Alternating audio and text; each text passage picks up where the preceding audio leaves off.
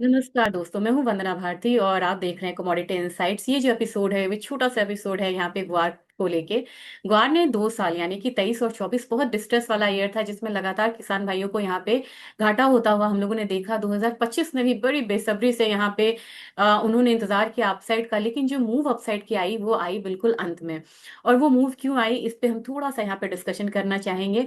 और मैं चाह रही हूँ कि एक शॉर्ट डिस्कशन रखूं, जिससे कि आपको इसका अंदाजा हो कि प्राइसेस मूव क्यों हो रही हैं अपसाइड में। अगर आप देखा जाए कि ग्वार में किस तरीके से यहाँ पे मूव आ रही है और क्या कारण है अभी के लिए, फिलहाल फिलहाल क्योंकि 5 हफ्तों में हम लोगों ने लगातार एक अपसाइड मूव आता हुआ काफी देखा है। ग्वार कॉम्प्लेक्स में आपको स्थिरता यहाँ पे, क्योंकि बाइंग जो है ये आपको मंडी से निकल के आ रही है। और इसमें सबसे ज्यादा जो मुझे लग रहा है कि योगदान अभी है, ये चूरी और कोरमा का है, ग्वार बीज का है। क्योंकि वो 43 से 44 रुपए प्रति क्विंटल यहाँ पे बिक रहे हैं। और आपसे गुजारिश रहेगी कि आप अपने मंडी का भाव इस वीडियो में कमेंट में जरूर लिखें, ताकि हमें सहायता मिले। दूसरी बात यह है कि आवक में यहाँ पे भारी गिरावट है। और साप्ताहिक आवक में देख रही थी तो 72% गिर के ये सिर्फ आपको 2645 टन की रह गई है। ये एक दूसरा रीजन है। दिसंबर का अगर डेटा ले कि दिसंबर के दौरान मतलब कि आवक में कितनी कमी रही, तो ये 75% की कमी यहाँ पे आपको हो गई है, जो कि कुल मतलब की रही 12,308 टन। तो आवक में कमी आपको दूसरा वजह यहाँ पे रही है। निर्यात और घरेलू मांग, ये तीसरा हमारा स्तंभ रहा जिसपे ग्वार यहाँ पे बढ़ा है। निर्यात में तो कमी रही थी, अक्टूबर में ग्वारगम के केमिकल निर्यात में 10% की यहाँ पे गिरावट आई थी। लेकिन मतलब पिछले वर्ष मतलब कि यहाँ पे जो था, जो गिरावट जो निर्यात हुआ था 18.54 हजार टन था। लेकिन यहाँ पे इस पर सिर्फ कितना हुआ है, ये हुआ है आपको 16.7 हजार टन। ये हमारा, हम ये नहीं कह सकते हैं कि ये बहुत बढ़िया रहा है, डेटा तो यहाँ पे निगेटिव है। लेकिन भविष्य में यहाँ पे निर्यात का जो एक माहौल बन रहा है, उससे भी एक मतलब जो एक अपसाइड मूव है वो यहाँ पे देखने को मिला है। और इसका एक और यहाँ पे हम कह सकते हैं कि सपोर्टिंग फैक्टर रहा है, वो है रुपया। रुपया के टूटने की वजह से अब यहाँ पे जो निर्यात है ये काफी ज्यादा अट्रैक्टिव हो गया हुआ है, जिसकी वजह से प्राइसेस जो है वो बढ़ रहा है। और अभी उम्मीद है कि एक बारी फिर से अपसाइड मूव आता हुआ हम देखेंगे। अब चलते हैं सीधा सीधा इसके प्राइसेस की तरफ। पहले मैं ग्वारसीड आपको दिखाना चाहूंगी। ग्वारसीड में खास बात यह है कि ये जो आपको पिछले 5 हफ्तों में, अभी का मैं इसको अगर वीकली पे कर दूं, तो ये 5 हफ्तों का आपको दिखाएगा कि 5 हफ्तों में कितनी बड़ी मूव आई है।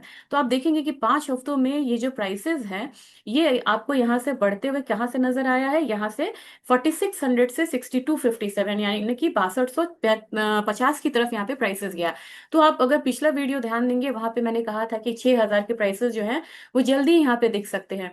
और मैं इससे बहुत ज्यादा खुश, मतलब आप कह सकते आश्वस्त तो क्यों हूँ, खुश नहीं, खुश तो हूँ ही। ये आपको वॉल्यूम बहुत ज्यादा यहाँ पे बढ़ा है, और ये विद वॉल्यूम जब ग्रोथ आता है ना, तो स्टेबल होता है। चलिए अब यहाँ पे हम देखते हैं कि पूरा साल में ग्वार ने किस तरीके की मूव दिखाई है और क्या बता रहा है हमारा टेक्निकल चार्ट।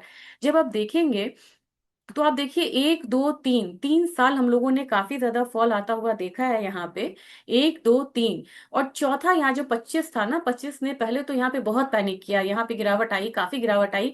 लेकिन इसने ना ऊपर की तरफ एक क्लोजिंग दी, और 2 साल के 3 साल के क्लोजिंग को इसने, मतलब लॉस को इसने कवर अप किया है। अब ये हमारा 26 है, 26 की शुरुआत बन रही है। और आप इसमें मानिए कि आने वाले समय में हम लोग एटलीस्ट मतलब कि थोड़े, मतलब 1 2 महीने का समय ले लें, या थोड़ा सा और टाइम ले, इसको लंबा करें, तो आपको 7200 के प्राइसेस जो हैं वो आपको पहला लेवल मिलने के लिए मिलेगा। और वहां पे प्राइसेस जो है वो एक्सटेंड होगा, अपसाइड जो है वो एक्सटेंड होगा। तो मैं आज के दिन थोड़ा सा ये करती हूँ, ताकि हमें आगे ध्यान रहे कि हमने क्या लेवल्स की यहाँ पे बात करी थी। तो 2 जनवरी को हम बात कर रहे हैं, जब प्राइसेस यहाँ पे 6200 के करीब है, कि ये यहाँ से 1000 पॉइंट और बढ़ सकता है। अगर हम ग्वारगम की बात करें, अगर हम ग्वारगम में जाएं, तो ग्वारगम ने 2 साल का, जो मैं आपको बोल रही थी, 2 साल के गिरावट के बाद एक 25 में इसने पहले तो बहुत परेशान किया, प्राइसेस 10,000 से भी नीचे गए। और इन दोनों साल में 10,000 से नीचे नहीं गया, लेकिन यहाँ पे 10,000 से भी नीचे प्राइसेस गया।